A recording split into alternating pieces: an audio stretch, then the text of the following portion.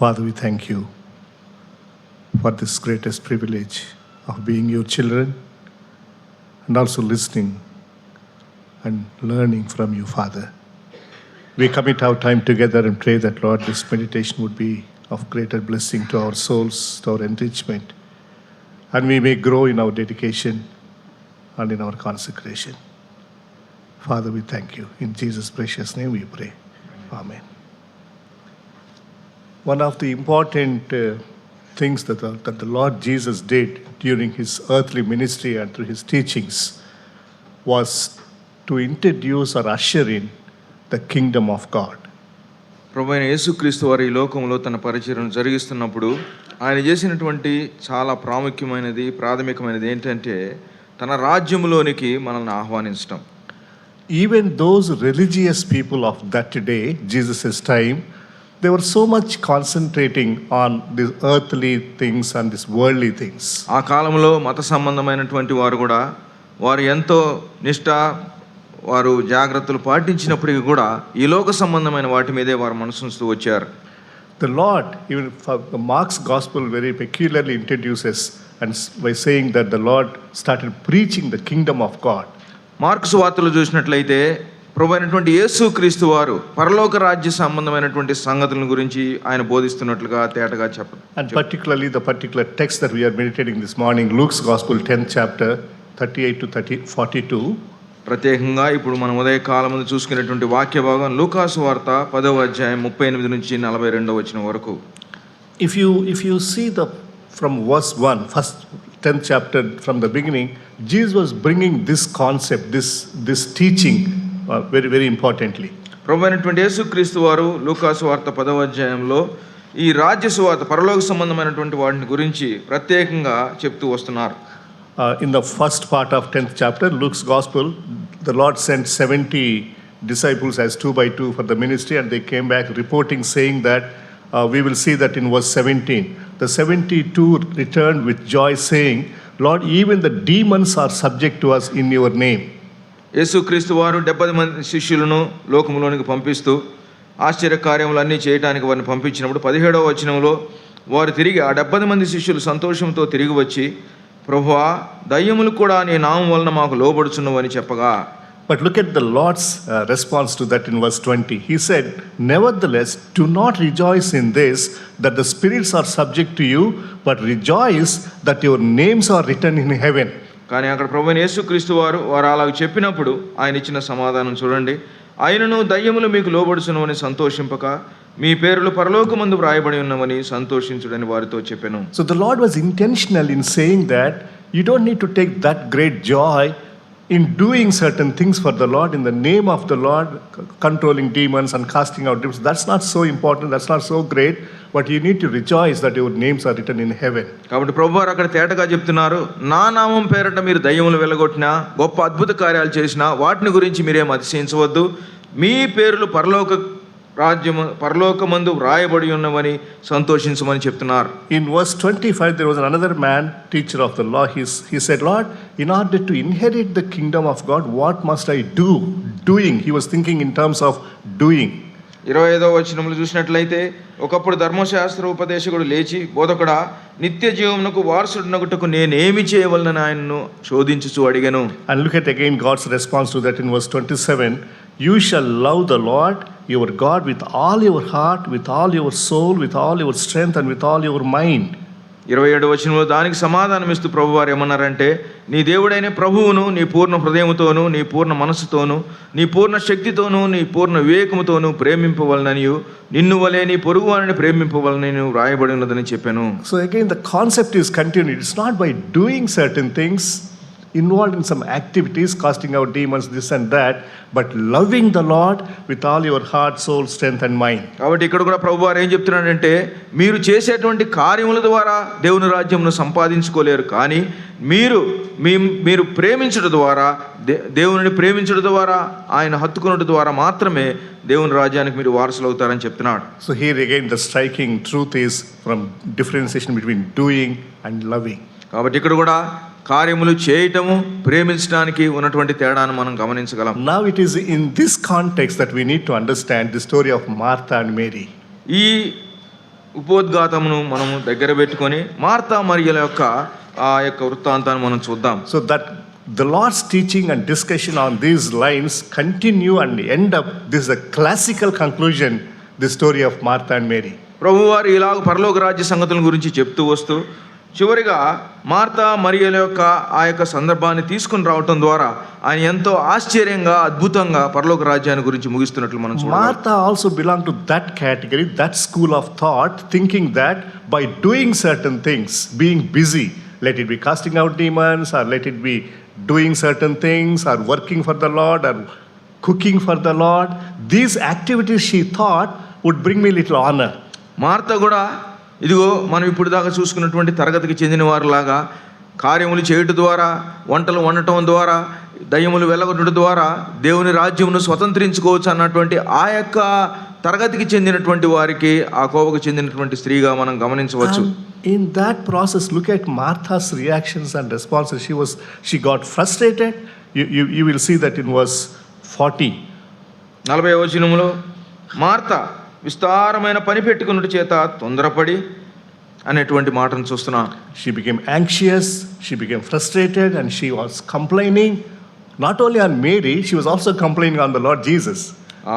ఇక్కడ చూసినట్లయితే తొందరపడింది, ఆమె విసుగుతూ ఉంది, చింతిస్తుంది. ప్రభు దగ్గరికి వెళ్ళి ఆ తోటి సహోదరు మీద కూడా ఆమె సాకు చెప్తున్నది.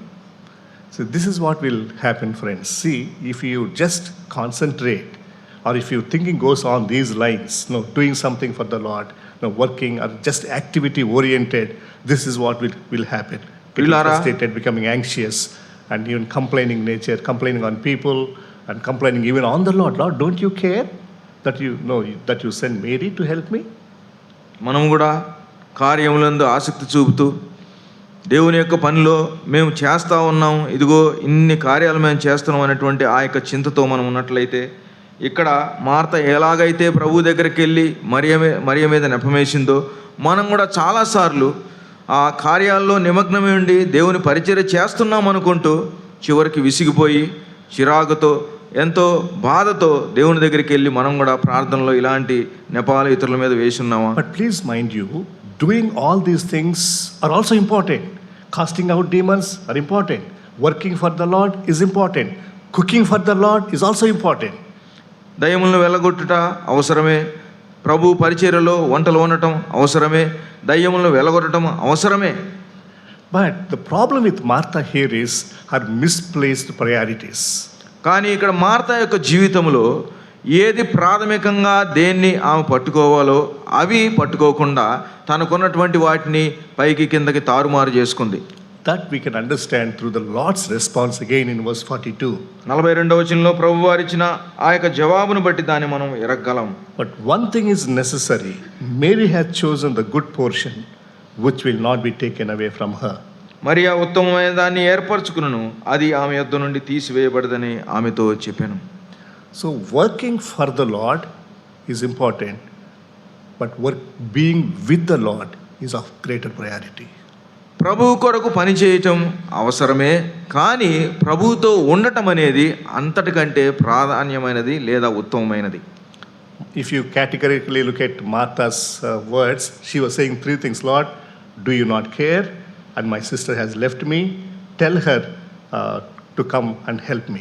మార్త చెప్పినటువంటి నెపాల్లో మనం చూసినట్లయితే, ప్రభువా నేను ఒంటరిగా పనిచేయటకు నా సహోదరుడు నన్ను విడిచిపెట్టినందుకు నీకు చింత లేదా అని చెప్తుంది. For these three complaints or reactions of Martha, the Lord also responded in three ways. One thing is necessary. Mary had chosen the good thing, and it will not be taken away. ఈమె 3 రకాలుగా ప్రభు దగ్గరికి వెళ్ళి ఆమె ఆ నెపం వేసినప్పుడు ప్రభువారు కూడా ఆమెకు 3 రకాలుగా ఆయన ఉత్తరం ఇచ్చాడు. Here the crux of the matter here is, there are certain things, and she had chosen the best, good portion, good part. There are other things are also there, but good part is chosen, taken by Mary. ఇక్కడ మనం గమనించినట్లయితే అనేకమైన సంగతులు లేదా పనులు ఉండవచ్చు, కానీ మరియా ఉత్తమమైన దానిని ఏర్పరచుకున్నదని చూస్తున్నాం. And the pressure here was to shift or drift Mary from that position of sitting at the Lord's feet and going away to that the Lord said, no, it will not be taken away from her. She has chosen the best, what was necessary, and it will not be taken. Martha వచ్చి ఆ నెపం పెట్టినప్పుడు యేసు ప్రభు వారు తేటగా చెప్పారు, ఇదిగో ఆమె ఏర్పరచుకున్నది చాలా ఉత్తమమైనది, కాబట్టి ఆ పనిని వదిలిపెట్టి నువ్వు చేసేటువంటి పనిలోనికి రావటం అంత అవసరము లేదు, లేదా నీకు కూడా అది అక్కర్లేదు. We see Mary on 3 occasions in the gospel records. మరియను సువార్తల్లో 3 సందర్భాల్లో మనం చూడగలం. By the way, there are altogether 6 Marys who are named after Mary, 6 women who are named after Mary in the gospels. సువార్తల్లో 6 స్త్రీలు మరి అనే పేరు పెట్టబడిన వారు ఉన్నారు. The first one is mother of Jesus, Mary the mother of Jesus. మొట్టమొదటి మరియా ప్రభు అయినటువంటి యేసుక్రీస్తు వారి తల్లి అయినటువంటి Mariya. We also know Mary Magdalene. మరి ఒక మనకు తెలుసు మగ్దలేనే Mariya. Mary mother of James and John. యాకోబు యోహానుల తల్లి అయినటువంటి Mariya. There is another Mary who is mother of John Mark. John Mark అనేటువంటి ఆ శిష్యుని యొక్క తల్లి పేరు కూడా మరియే. Here is Mary of Bethany. ఇక్కడ ఉన్న చూసినటువంటి ఈ యొక్క మరియా బేతనీయులో ఉన్నటువంటి Mariya. There is another Mary which is found in Romans 16th chapter. 16వ అధ్యాయము రోమా పత్రికలో ఇంకొక మరియాను చూస్తున్నాం. So when we read the scriptures, we need to identify which Mary we are talking about. మనము వాక్యం చూస్తున్నప్పుడు ఏ మరియాను గురించి మాట్లాడుతున్నామో మనం జాగ్రత్తగా They చూడాలి. all had different roles. Mary mother of Jesus we know, and Mary Magdalene who was the first one to witness resurrection, and Mary sons of the wife of Jebedi, she has a request that her both children should be on the right and left with the Lord, and it goes on. ఒక్కొక్క మరియకు మనం వాక్యంలో చూసినట్లయితే వారిని ఒక్కొక్క రీతిగా మనం గుర్తుపెట్టుకోగలం. Here Mary of Bethany, sister of Martha and Lazarus.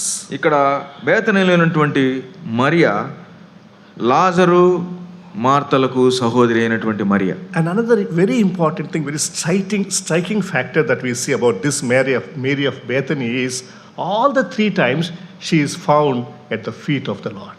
మరి ఒక ఆశ్చర్యకరమైన సంగతి ఏంటంటే ఈ బేతనీలో ఉన్నటువంటి మరియా 3 సార్లు కూడా ప్రభు పాదాల దగ్గరే ఉన్నట్లుగా మనం గమనించగలం. Luke's gospel we already saw that.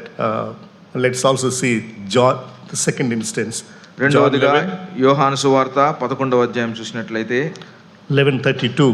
11వ అధ్యాయం 32. అంతటా మరియా యేసు ఉన్న చోటికి వచ్చి ఆయనను చూచి ఆయన పాదముల మీద పడి, ప్రభువా నీవిక్కడ ఉండిన ఎడల నా సహోదరుడు చావకుండునెనను. And 12th chapter John's gospel again, verse 3. 12వ అధ్యాయం 3వ వచనం అదే యోహాను సువార్తలో చూసినట్లయితే, అప్పుడు మరియా మిక్కిలి విలువ గల జటామాంసి అత్తరు ఒక చేరున్నర ఎత్తు తీసుకొని యేసు పాదములకు పూసి తన తల వెంట్రుకలతో ఆయన పాదములు తుడిచెను, ఇల్లు ఆ అత్తరు వాసనతో నిండెను. These 3 occurrences or instances really teach us certain vital important truths. ఈ 3 సందర్భాల్లో కూడా మరియను గురించి ఎంతో గొప్ప సంగతులు మనం నేర్చుకోగలం. Here in the first instance, Luke 10:39, she had a sister called Mary who sat at the Lord's feet and listened to his teaching. లూకా సువార్త 10వ అధ్యాయం 39లో చూసినట్లయితే ఆమెకు మరియాను సహోదరి ఉండెను, ఈమె యేసు పాదముల యొద్ద కూర్చుండి ఆయన బోధ వినుచుండెను. Listening from the Lord, ప్రభువు వారి దగ్గర నుంచి వినటం, trying to understand what the Lord is trying to communicate or teach.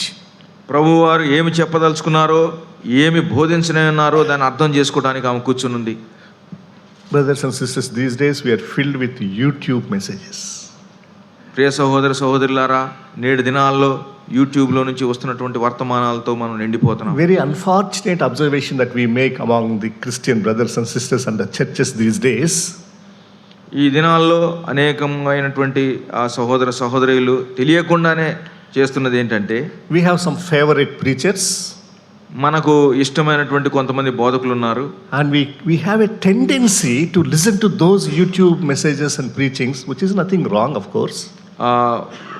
అటు వారు చెప్పేటువంటి ఆ బోధనలను యూట్యూబ్లో చూస్తూ ఉంటారు, దానికి వారు అలవాటు పడి ఉంటారు, తప్పేమి కాదు. But the best thing is always sitting at the Lord's table, opening up at the Bible and trying to understand what the Lord has recorded for us here in His Word. కానీ అంతకంటే మరి ఉత్తమమైనది ఏంటంటే మనమే దైవ గ్రంథాన్ని తీసుకొని ప్రభు పాదముల దగ్గర కూర్చొని ప్రభు మనకు ఏం బోధించనన్నాడో దాని విషయమై కనిపెట్టుకోవటం అనేది మరి ఉత్తమమైనది. So from Mary we can learn she has such a habit, a personal or a spiritual discipline of sitting at the Lord's feet and listening to what the Lord is saying. కాబట్టి మరియ దగ్గర నుంచి మనం నేర్చుకుంటున్నటువంటి పాఠం ఏంటంటే ప్రభువు వారి యొక్క పాదముల దగ్గర కూర్చొని ఆయన పాదముల దగ్గర ఆయన చెప్తున్నటువంటి మాటలను వినటంలోను ఆయన బోధలను వినటంలోను ఆమె గడిపిన సమయం అది ఎంతో మనకి అవసరమైంది. Though it is also helpful other things, but the best thing is reading our own Bible. ఇతర కార్యాలు చేయటం లేదా మనం ఇతరుల నుంచి బోధ వినటం అనేది అది మంచిదైనప్పటికీ ఇంతకంటే మించినది లేదా ఇంతకంటే ఉత్తమమైనది అనగా మనమే ప్రభు పాదముల దగ్గర కూర్చొని ఆయన బోధిస్తుండగా పరిశుద్ధాత్మ దేవుడు మనకు సహాయం చేస్తుండగా వినటం కంటే మరి ఉత్తమమైనది ఏది లేదు. This was the best thing that was said about the people at Berean church. Berea క్రైస్తవుల గురించి బెరయా సంఘంలో ఉన్నటువంటి వారి గురించి ఈ మాటలే చెప్పబడినాయి. They were very keen on referring to the scriptures and exploring from God's word. అక్కడ చూసినట్లయితే దేవుని యొక్క వార్త అంటే దేవుని యొక్క వాక్యం ప్రకటించినాక వారు తిరిగి వెళ్ళి లేఖనముల్లో అలాగ ఉన్నదో లేదో పరిశీలించి చూస్తున్నారనేటువంటి మాట బెరయా సంఘస్థుల గురించి చెప్పబడింది. Somebody said that's because of that great virtue there was no need for Paul to write a letter to Bereans, it seems.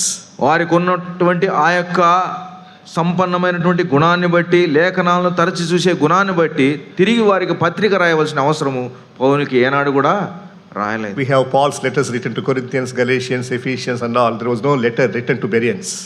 పౌలు కొరింథీయులకు రాశాడు, దెసలోనికి రాశాడు, రోమీలకు రాశాడు, కానీ బెరయా క్రైస్తవులకు ఎన్నడూ కూడా ఆయన పత్రిక రాసినట్టు మనము. So Mary strongly teaches us or encourages us to take time.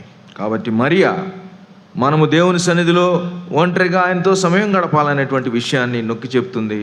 ఆ జీవితం మనకెంతో మాదిరిగా ఉన్నది. On a one-on-one basis, it's a personal, individual exercise, taking time to open the Bible and read it for ourselves, trying to understand what the Lord is trying to communicate to me.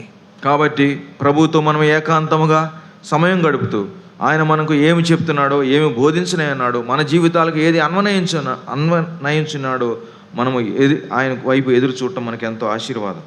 So, and another unfortunate observation among the Christians in the churches is there is a lot of scriptural illiteracy among God's children these days.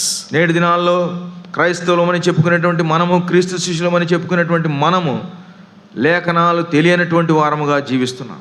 The scriptural illiteracy is growing so vividly in the churches among the Christians and believers. నేటి దినాల్లో ఉన్న సంఘాల్లో ఎంతోమంది క్రైస్తవులకు లేఖనాల గురించినటువంటి జ్ఞానము కానీ దాని యొక్క అక్షరాభ్యాసం కానీ తెలియనటువంటి వారుగా ఉంటున్నాం. So I titled this first experience as Bible college experience, seminary experience, but this Bible college is Jesus Fit Seminary at Bethany. ఈ ఉదయకాలం ఈ మొట్టమొదటి అనుభవాన్ని దేవుని పాదాల దగ్గర బేతనీ అనుభవం అని మనం ఒకవేళ అనుకోవచ్చు. Admissions are still open to join at JFS Bethany. You can enroll yourself today. ఇక్కడ ఉన్న చేరి వచ్చిన వారందరూ ఈ బేతనీ పాఠశాలలో చేరాలనుకుంటే చేరటానికి ఇది తరుణంగా గమనించండి. Admissions to BSF are already over. They are in lesson 7 now. You only have to wait for next year. But admission into JFS are open. BSFకి కొంత అంటే సమయం ఉన్నది, ఎప్పుడు వాళ్ళు రిజిస్టర్ చేసుకోవాలని. కానీ దేవుని పాదముల దగ్గర మనం కూర్చోవడానికి బేతనీ అనుభవానికి దేవుడు ఎన్నడూ కూడా మనల్ని ప్రతి సమయంలో ఆహ్వానిస్తున్నాడు. Let's move on to second experience. రెండవ అనుభవానికి వెళ్దాం. John 11. యోహాను సువార్త 11వ అధ్యాయం. Here Mary and Martha, both of them were undergoing a very stressful time in their lives. వారి యొక్క జీవితాల్లో ఎంతో కృంగిపోయినటువంటి లేదా ఎంతో ఉద్రిక్తతలో ఉన్నటువంటి పరిస్థితులను ఇక్కడ మనం గమనించగలం. It was because their only brother Lazarus died. ఎందుకనగా వారికి ఉన్నటువంటి ఒకానొక సహోదరుడు లాజరు మరణించాడు. And they expected that the Lord Jesus would come soon after he received the information of his sickness, but the Lord did not come, and more so the Lord tarried by 4 more days. వారు ప్రభు వారికి నీవు ప్రేమిస్తున్నటువంటి లాజరు రోగి ఉన్నాడని చెప్పినప్పుడు వెంటనే వస్తాడు అనుకున్నారు, కానీ ఆయన మరి 4 రోజులు అక్కడ ఆగి వేచి తర్వాత వచ్చినట్లుగా మనం గమనించగలం. And by the time Jesus came on the 4th day, probably I'm imagining their hopes, their everything is dried up. యేసు ప్రభు వారు 4వ రోజున వారిని కలవటానికి వచ్చేటప్పటికి మనం అనుకోవచ్చు వారికి ఉన్నటువంటి నిరీక్షణ, వారికి ఉన్నటువంటి ఆశ అంతా కూడా పోయింది. But finally, sometimes, it's quite disappointing when our prayers are not answered in the way we expect. It's quite disappointing. కొన్నిసార్లు మనం ప్రార్థించినప్పుడు మనం అనుకున్నట్లుగా జవాబు రాకపోవటం అనేది మనకు చాలాసార్లు అది నిరాశకు గురి చేస్తుంది. Do you know why the Lord would intentionally not answer our prayers the way we expect? మనం అనుకున్నట్లుగా ప్రభువారు ఎందుకు జవాబు ఇవ్వడో మనకి ఎప్పుడైనా తెలుసా? For example, I am going through some sickness, I expect some healing, miraculous touch, but it wouldn't happen. ఉదాహరణకు నేను ఒకవేళ అనారోగ్యంతో వెళ్తున్నప్పుడు నేను ప్రార్థించినప్పటికీ ప్రభువు నన్ను స్వస్థపరచకుండా ఉన్నట్లయితే. And another painful thing is that Lord does it very intentionally. He says that I didn't go there intentionally. Will be better stay a few more days without going there. ప్రభువారు అక్కడ చెప్పినట్లు నేను వెళ్ళకుండా ఉండటానికి కారణమున్నది, నేను వెళ్ళకుండా కావాలనే ఆగానన్నట్లుగా ప్రభువారు అక్కడ చెప్పారు. Such Lord's responses would be all the more disappointing, hurting. అటువంటి జవాబు ఇది మరి మనకి ఇంకా నిరాశ కలిగిస్తుంది. Brothers and sisters, let's understand. The Lord would do that to teach us an important lesson, saying that I am sovereign. I do things as I want, as I will. ప్రభువారు అలాగూ చేయటాన్ని బట్టి మనం గుర్తు చేసుకోవాల్సింది ఏంటంటే, ఆయన మరొకసారి మనకు గుర్తు చేస్తున్నాడు, నేను సార్వభౌమైనటువంటి దేవులను నా ఇష్టం వచ్చిన సమయంలో నా ఇష్టం వచ్చిన కార్యాలు చేయటానికి నేను పూనుకుంటాను. So God's delays are not always denials, but it will only teach us to wait on Him much more. God's dependency. ప్రభువారు మనం చేసినటువంటి విజ్ఞాపనకు ప్రార్థనకు ఒకవేళ ఆయన జవాబు ఇవ్వకపోతే అది నిరాకరించినట్లు కాదు, కానీ ఆయన ఆలస్యమైనప్పటికీ తగిన సమయంలో తనకి జవాబు ఇచ్చే దేవుడుగా మనం నమ్మాలి. These delayed periods would teach us more spiritual lessons to strengthen our faith and to draw ourselves more closer and more intimately to God. ఆలస్యం అవడం ద్వారా మనం ప్రభు దగ్గరికి ఇంకా దగ్గరికి వెళ్తాము, ఇంకా ఆయన హత్తుకోవటానికి దేవుడు మరి ఒక అవకాశాన్ని మనకి ఇస్తున్నట్లుగా గమనించాలి. So let's try to understand or handle God's delays. కాబట్టి ఈ ఉదయకాలం ముందు దేవుడు కొన్నిసార్లు మన యొక్క ప్రార్థన జవాబులు ఆలస్యం చేస్తున్నట్లయితే దాన్ని అర్థం చేసుకుందాం. And finally the Lord arrived, and it was as usual Martha who went first to the Lord. ఇక్కడ 4 దినాలైనాక ప్రభువారు బేతనీకి వచ్చారు. అనుకున్నట్లుగానే మార్తా త్వరగా పరిగెత్తుకుంటూ వెళ్ళింది ప్రభు దగ్గరికి. And she had a request, Lord, had you been here, my brother would not have died. ఆమె అనింది, ప్రభువా నీవు ఒకవేళ ఇక్కడ ఉండిన ఎడల నీ సహోదరుడు చావకుండును కదా అని చెప్పింది. And at that point of time, Mary was just at home. Maybe there were other relatives at home. ఆ సమయంలో మరియా ఇంకా ఇంట్లోనే ఉన్నట్లుగా మనం గమనించగలం. And in verse 32, it is in verse 32 and 31, we see that the Mary also had come to the Lord Jesus. At that point of time, the Lord Jesus was still outside the village. అంతటా మరియా యేసు ఉన్న చోటుకు వచ్చి ఆయనను చూచి. Now let's make an important observation here. Who was instrumental, or who was the reason for Mary to come to the Lord here?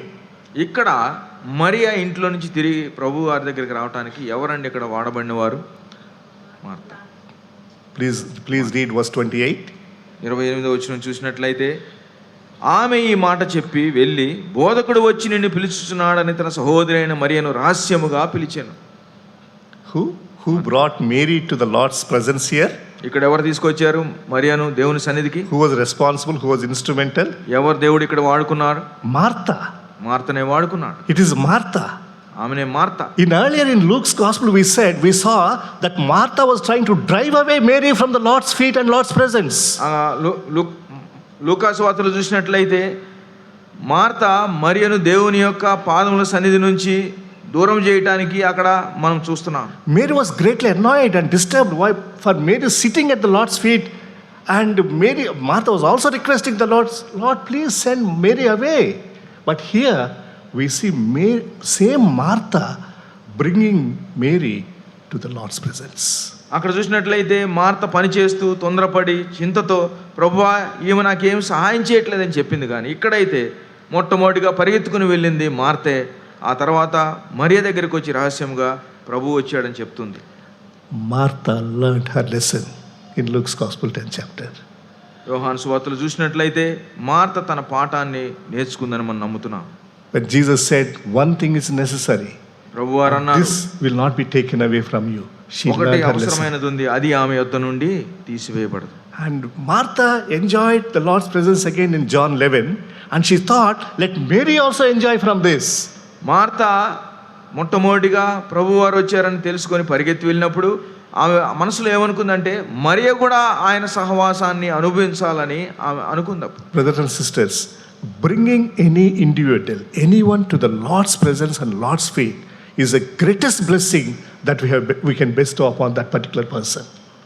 ప్రియ సహోదర సహోదరులారా, ఏ వ్యక్తినైనా దేవుని సన్నిధికి తీసుకురావటం అనేది అది గొప్ప ఆశీర్వాదంగా మీరు దయచేసి ఎంచుకోండి. I always marvel at Eli's ministry to Samuel, little Samuel in First Samuel book. ఆ సమూయేలు గ్రంథం మొదటి గ్రంథంలో చూసినట్లయితే మనకందరికీ తెలుసు, చిన్న సమూయేలును కదా ఏలి దేవుని సన్నిధిలో ఎలాగూ ముందుకు తీసుకుని వెళ్ళాడు. One important lesson that Eli taught little Samuel was, Lord, speak, your servant is listening.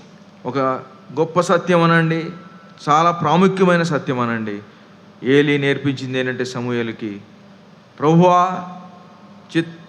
నీ దాసుడు ఆలకించుచున్నాడు, సెలవిమ్ము అని నేర్పించాడు. I always have high appreciation for those of us who minister among children, Sunday school ministry and Sunday school teachers.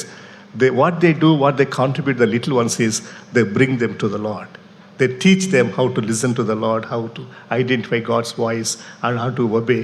This is the greatest ministry. Sunday school పరిచర్య జరిగిస్తున్నటువంటి వారికి అది నిజంగా ఎంతో ఆశీర్వాదం. ఎందుకనగా చిన్న బిడ్డలను ప్రభు సన్నిధికి తీసుకుని వచ్చి దేవుడు ఏమి సెలవిస్తున్నాడో వారికి చెప్పటం అనేది అది ఎంతో ఆశ్చర్యమైన. Now when Mary came to the Lord, in verse 31 and 32 we see, now when Mary came to where Jesus was and saw him, she fell at his feet.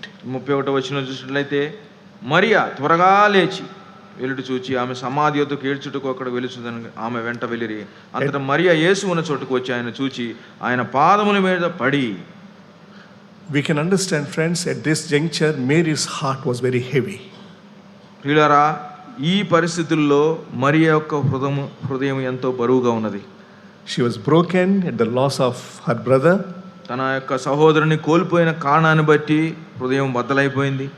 The only thing that she could do was just falling at the Lord's feet. ఆమె చేయగలిగిందంతా ఏంటంటే ఆయన పాదముల మీద పడటం. And she also uttered this word, Lord, had you been here, my brother would not have died. ఇంకో మాట పలికింది ఆమె ప్రభు పాదముల మీద పడి, ప్రభువా నీవిక్కడ ఉండిన ఎడల నా సహోదరుడు చావకుండా. In all these three occurrences, this is the only word Mary has uttered. In all the records, New Testament records, the only utterance of Mary is this, that's all. And what all she spoke was speaking to the Lord, addressing the Lord. Lord, had you been here. ఇక్కడ మనం కొత్త నిబంధనలో ఈ మరియ గురించి చెప్పబడిన 3 సందర్భాల్లో కూడా ఆమె మాట్లాడినటువంటి ఒకే ఒక మాట ఏంటంటే వచనం ఇదే, ప్రభువా నీవిక్కడ ఉండిన ఎడల నా సహోదరుడు చావకు. So listening to the Lord sitting at his feet is another important spiritual discipline, and going to the Lord, taking our concerns to the Lord in prayer is another very important spiritual discipline. కాబట్టి మొట్టమొదటిగా దేవుని పాదముల దగ్గర కూర్చొని ఆయన వాక్యం వినటం అనేది ఒక అనుభవం అయితే, రెండవదిగా ఆయన పాదముల మీద పడి మన అవసరతలు చెప్పుకోవటం అనేది రెండవ అనుభవం. We always have that access, brothers and sisters, to take the matters to the Lord in prayer. Take it to the Lord in prayer. ప్రియ సహోదర సహోదరులారా, మనకున్నటువంటి గొప్ప భాగ్యం ఏంటంటే మన ప్రభువు దగ్గరికి మనకున్న ప్రతి అవసరతను కూడా ఏ సమయంలో అయినా తీసుకొని వెళ్ళటం. Do you have any heavy burden that you are carrying in your heart? మన హృదయంలో ఒకవేళ ఎంతో బరువును లేదా ఎంతో భారమును మోస్తున్నామా? Take it to the Lord in prayer. మన ప్రభువు దగ్గరికి దాని ప్రార్థనలో తీసుకొని వెళ్దాం. Tears of children of God that flow out of a broken heart would move the heart of God to tears. దేవుని యొక్క బిడ్డల హృదయము బద్దలైపోయి కన్నీరు కారుస్తున్నప్పుడు ఆ కన్నీరు మన ప్రభువారి యొక్క హృదయాన్ని బద్దలు చేస్తాయి. Verse 33, when Jesus saw her weeping and Jews who had come with her also weeping, he was deeply moved in his spirit and greatly troubled. And verse 35 will tell us Jesus wept. 33వ వచనంలో ఆమె ఏడ్చుటయు ఆమెతో కూడా వచ్చిన యూదులు ఏడ్చుటయు యేసు చూచి కలవరపడి ఆత్మలో మూలుగుచు అతను ఎక్కడ ఉంచిదని అడుగ్గా వారు ప్రభువా వచ్చి చూడమని ఆయనతో చెప్పిరి. యేసు కన్నీళ్లు విడిచెను. When you and I as his children shed tears, when the tears flow out of our broken heart and burdened heart, remember that would draw the attention of our Lord Jesus Christ. He is also disturbed, he is also troubled. When you cry, remember, he would take it very serious. ప్రియ సహోదర సహోదరులారా, మనం హృదయ భారముతో కన్నీరు విడిచిన ఎడల మన తండ్రి, మన ప్రభువు వారు, ఆయన హృదయం కూడా బద్దలవుతుంది, ఆయన కూడా కన్నీరు విడుస్తాడు. Those such prayers and such tears are highly honored by the Lord. అటువంటి కన్నీటి ప్రార్థనలను దేవుడు ఘనపరిచేటువంటి వాడిగా మనం గమనించగలం. In 1940s, Dr. Orr, a theological professor, a Bible college professor, took his Bible college students to an educational tour to England. 1940వ సంవత్సరంలో ఆ Bible professor గారు తన విద్యార్థులను లండన్కి, ఇంగ్లాండ్కి తీసుకొని వెళ్ళారు. One of the places they visited was the house of John Wesley, founder of Methodism. వారు వెళ్ళిన సమయంలో ఒకానొక గృహాన్ని సందర్శించారు. జాన్ వెస్లీ గారి గృహం అది. So the professors have showed him the library where John Wesley used to prepare his sermons, and he took them to the living room and the drawing room and every other place. ఆ ఇంటికి వెళ్ళినప్పుడు John Wesley గారు ఎక్కడ తన యొక్క ఆ బోధలు సిద్ధపరుచుకుంటాడు, ఎక్కడ తాను ఏ పని చేస్తాడనేది ఆ గృహంలో ప్రతి ఒక్కటి కూడా చూపించారు. And finally they went to a special spot where they saw two worn spots where John Wesley used to kneel down for hours together and pray passionately for the revival in England. ఆ తర్వాత ఒక చిన్న గదిలోనికి వెళ్ళినప్పుడు అక్కడ 2 మచ్చలు, అంటే తన మోకాళ్ళ యొక్క గుర్తులు ఆ నేల మీద ఉన్నాయి. ఆయన అలాగు గంటల కొలది ఇంగ్లాండ్ దేశము కొరకై కన్నీరు కార్చినటువంటి స్థలముగా వారు అది చూశారు. So students became very silent like all of us now, and everybody went on to the bus, but the professor noticed that there was one student missing. He didn't come on to the bus. ఆ యొక్క విద్యార్థులందరూ ఆ స్థలాన్ని చూసినాక bus దగ్గరికి వెళ్ళిపోయారు, కానీ ఆ ప్రొఫెసర్ గారు ఒక విద్యార్థి రాకపోవటం గమనించారు. So the professor went back into the John Wesley's house and to see where this guy was left out. John Wesley ఇంటికి మరలా వెళ్ళారు. ప్రొఫెసర్ గారు వెళ్ళి ఈ యొక్క విద్యార్థి ఎక్కడ ఉన్నాడని చూస్తున్నాడు. This student was kneeling down on the same 2 worn spots and praying. ఈ యొక్క విద్యార్థి ఎక్కడైతే జాన్ వెస్లీ గారు మోకరించి ప్రార్థన చేసేవాడు అదే స్థానములో ఈయన కూడా మోకరించి ఉన్నాడు. And he was crying out to the Lord saying, Lord, would you do it again in my time? ఆయన తిరిగి ప్రభు దగ్గర విన్నవించుకుంటున్నాడు, ఏడుస్తూ కన్నీరు కారుస్తూ ఏమన్నాడంటే, ప్రభువా, ఆనాడు జాన్ వెస్లీ గారి కాలంలో జరిగినటువంటి ఆ యొక్క గొప్ప ఉజ్జీవం నేటి దినాల్లో ఈ దినాల్లో కూడా జరిగించవా? Lord, would you do it again through me? దేవా, ప్రభువా, నా ద్వారా దాన్ని జరిగిస్తావా? That was Dr. Billy Graham. ఆయనే బిల్లీ గ్రహాం గారు. Rest is history. తర్వాత మనకందరికీ తెలుసు తర్వాత ఆయన ఏం జీవితం జీవించాడు. We know how the Lord has honored Billy Graham's prayers and how the Lord has used Billy Graham for a greatest revival in the whole world. ఆ తర్వాత మనకందరికీ తెలుసు బిల్లీ గ్రహాం గారిని దేవుడు ఎలా వాడుకున్నాడో, బిల్లీ గ్రహాం గారి ద్వారా ప్రపంచమంతటికి ఉజ్జీవాన్ని దేవుడు ఎలా తీసుకుని వచ్చాడు. Our prayers and tears that flow out of a burdened and passionate heart would attract the heart of God. ఇదిగో మనం భారభరితమైనటువంటి హృదయంతో దేవుని సన్నిధికి వెళ్ళి మనం కన్నీటితో ప్రార్థించుకుంటే మన దేవుని యొక్క హృదయం కరిగిపోయేది తప్పకుండా జరుగుతుంది. I titled this as a prayer tower experience.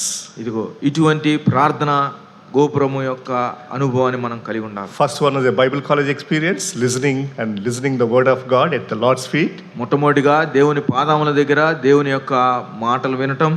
Here is the prayer tower experience where you pour out your heart, passionately praying to God, crying out to God for greater things to happen. రెండవదిగా గొప్ప కార్యములు జరుగు నిమిత్తమై భారభరితమైనటువంటి హృదయంతో ప్రభు దగ్గరికి వెళ్ళి కన్నీటితో మనం ప్రార్థనతో ఆయనకు విన్నవించుకోవడం. Finally, 12th chapter, John's Gospel. మూడవదిగా యోహాను సువార్త 12వ అధ్యాయంలో Here, the Lord again was in Bethany, and there was a celebration going on, feast. It says it is at the house of Simon the leper. It is also recorded in Matthew and Mark, but Matthew and Mark wouldn't tell us who the lady was, who that woman was, but John tells us that this person was Mary. కుష్ఠరోగి అయిన సీమోని ఇంట్లో జరుగుతున్నటువంటి ఈ విందులో మనము ముందు వేరే సువార్తల్లో ఆ స్త్రీ ఎవరో చెప్పబడలేదు, కానీ ఇక్కడ చూసినట్లయితే లాజరు యొక్క సహోదరి అయినటువంటి ఆ యొక్క మరియగా ఇక్కడ చెప్పబడింది. Here what was Mary doing here? Verse 3. 3వ వచనంలో మరియా ఏం చేస్తుందో చూస్తున్నాం. అప్పుడు మరియా మిక్కిలి విలువగల అచ్చ జటామాంస అత్తరు ఒక సేరున్నర ఎత్తు తీసుకొని యేసు పాదములకు పూసి తన తల వెంట్రుకలతో ఆయన పాదములు తుడిచెను. ఇల్లు ఆ అత్తరు వాసనతో నిండాను. So here is, first one is Bible college seminary experience, listening to God's word. Second one is a prayer tower experience, pouring out our hearts and passions to the Lord. Here is a consecration experience.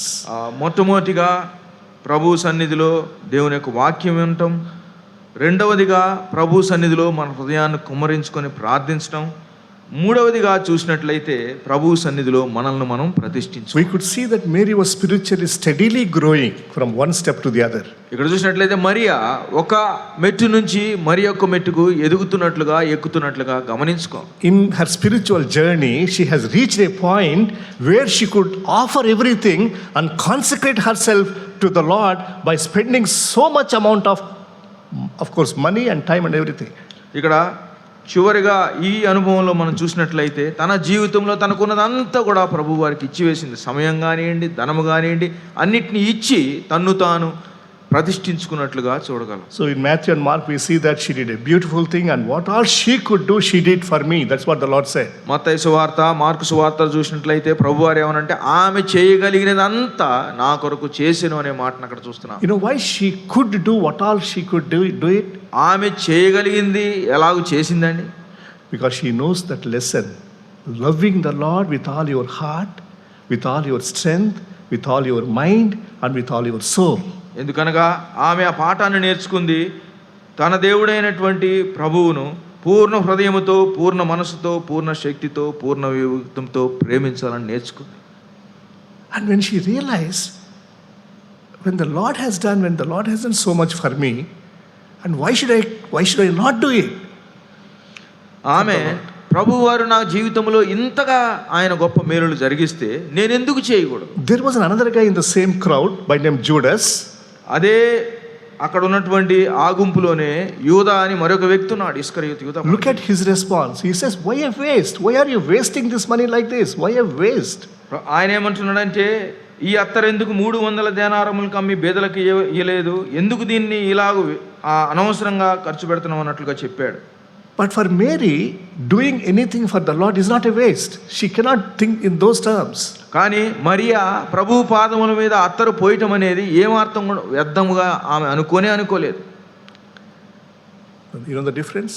Judas, he never had a heart for the Lord. He never loved the Lord with all his heart, with all his strength, with all his soul, with all his mind. వ్యత్యాసం ఏంటో తెలుసా? ఇస్కరియోతు యూదా తన హృదయంలో ఎన్నడూ కూడా ప్రభు యొక్క విలువను కానీ, ప్రభు యొక్క ఉన్నతమైనటువంటి స్థితిని కానీ ఎరిగినవాడు కాదు. When we do not have a loving heart, that too loving heart wholeheartedly, doing anything for the Lord becomes burdensome. When you have such a great love, all your love for God, doing anything for the Lord becomes a small thing. మనకి దేవుని ఎడల ఏమాత్రము కూడా ప్రేమ లేకుండా, హృదయం లేకుండా నువ్వు ఏ పని చేసినా, ఎంత చిన్న పని చేసినా అది నీకు భారభరితంగానే ఉంటుంది. కానీ మనం ఆయన్ని ప్రేమించినట్లయితే నువ్వు ఆయన కొరకు ఎంత గొప్ప పని చేసినా అది తప్పకుండా దాని విలువ ఎంతో గొప్పది. Again, listen to what John Wesley, founder of Methodism, said about these things. He said, earn as much as you can. John Wesley ఆయన ఏమని చెప్పాడంటే, మీరు సంపాదించగలిగినంత సంపాదించండి, పొదుపు చేయగలిగినంత పొదుపు చేయండి, ఇవ్వగలిగినంత ఇవ్వండి అన్నాడు. That's right. Earn as much as you can, save as much as you can, give as much as you can.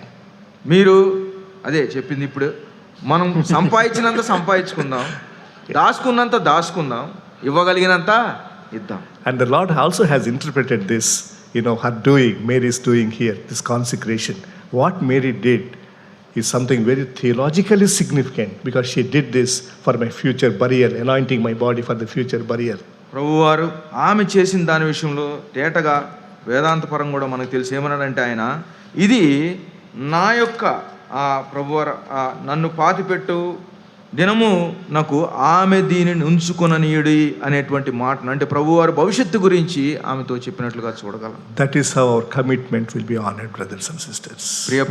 ప్రియ సహోదర సహోదరులారా, మనము అలాగూ ప్రభు నిమిత్తమై పని చేయవలసిన వారమైనా, our consecration for the Lord, our total commitment for the Lord would, the amazing things God said, so this would be remembered everywhere that this gospel is preached. మనం ప్రభువునికి ప్రతిష్ఠించుకున్నట్లయితే, మనం ప్రభువునికి మనల్ని మనం అప్పగించుకున్నట్లయితే, ప్రభువారు ఏం చెప్తున్నాడంటే, తన యొక్క కార్యము జరిగిన ప్రతి చోట్ల కూడా ఇది వివరించబడుతుందనే సంగతిని చెప్పాడు. Here are three main players in these three things: Martha, Mary, and Judas.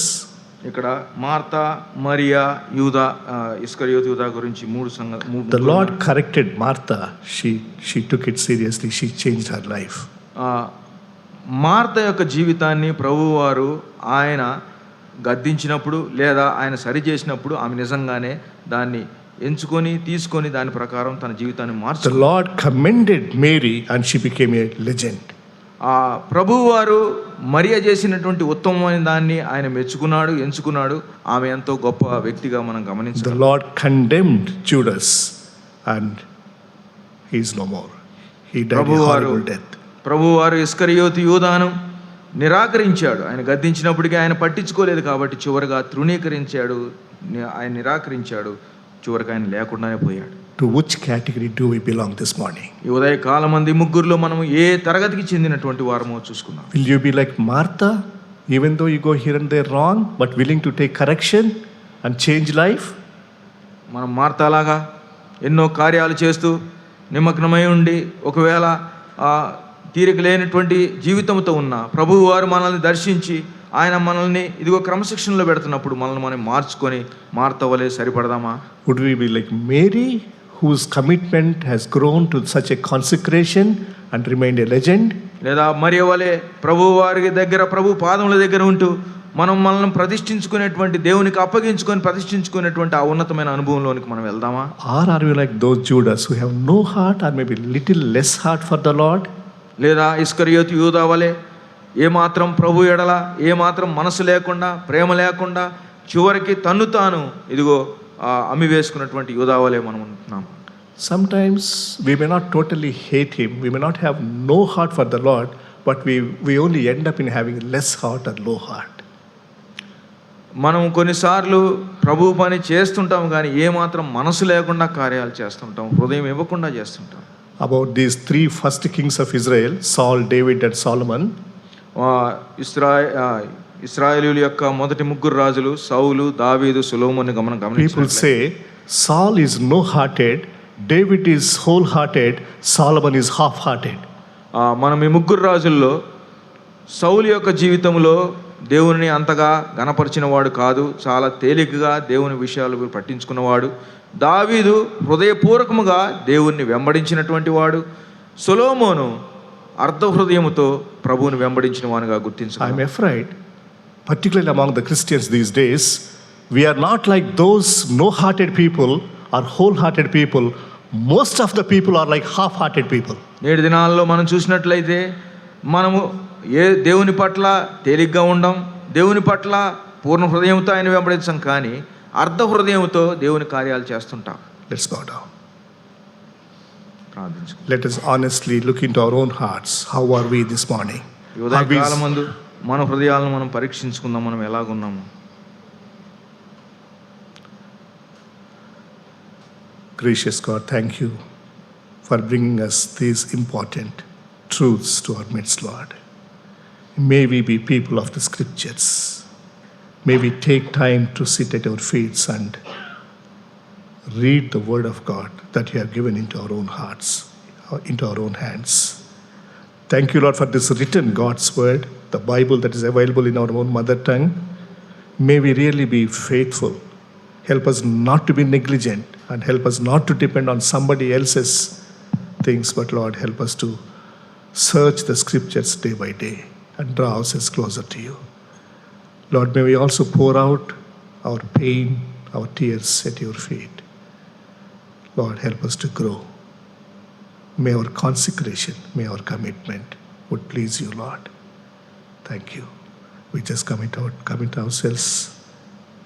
May we be transforming community. Bless us. In Jesus' precious name we pray.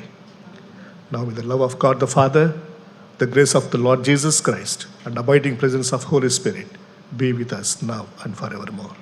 Amen.